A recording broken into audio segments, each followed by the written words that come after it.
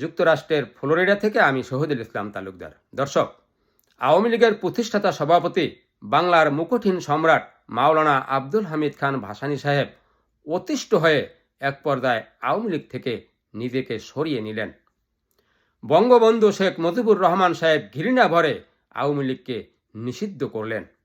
অতঃপর সেই পতিত আওয়ামী লীগের হাল ধরে শেখ হাসিনা স্বৈরাচারী হলেন। সর্বোপরি দেশ থেকে পালিয়ে গিয়ে রাজনৈতিকভাবে পচে গেলেন। এখন নতুন করে ব্রিগেডিয়ার অবসরপ্রাপ্ত সাখাওয়াত এবং ডক্টর আসিফ নজরুলরা আমাদেরকে আওয়ামী লীগের ঐতিহ্যের বয়ান শোনাচ্ছেন। অতএব সন্দেহ আসা স্বাভাবিক, তারা এই আওয়ামী লীগের বয়ানের পিছনে ভারতের প্রেসক্রিপশনে দৃশ্যমান বিপ্লবীদের প্রাণনাশের এজেন্ডা নিয়ে এগুচ্ছেন কিনা। দর্শক, মনে রাখতে হবে, এই সেই ব্রিগেডিয়ার সাখাওয়াত 2008 সালের সাধারণ নির্বাচনে বিএনপিকে 30 আসন ধরিয়ে দিয়ে আওয়ামী লীগকে 270 আসন দেওয়ার মধ্য দিয়ে তাদেরকে নিরঙ্কুশ সংখ্যাগরিষ্ঠতা দিয়েছিলেন। সেই নিরঙ্কুশ সংখ্যাগরিষ্ঠতা পেয়ে তারা সংবিধান থেকে তত্ত্বাবধায়ক সরকারের বিধান বাতিল করেছিলেন।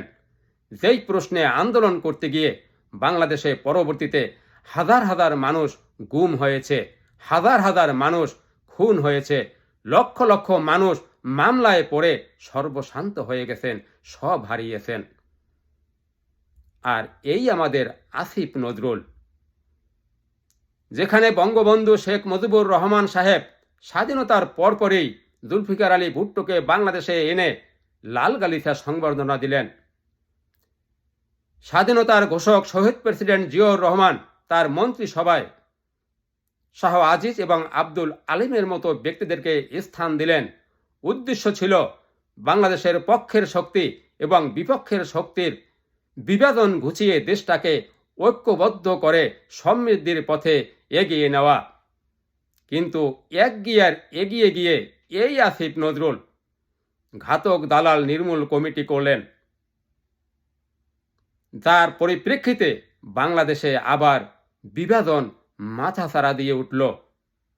সেই বিভাজন থেকে আমরা আজও মুক্ত হতে পারিনি। অতএব এই সাখাওয়াত গং এবং আসিফ নজরুল গং থেকে আমাদের সাবধান থাকতে হবে। দর্শক, আজকে এ পর্যন্তই।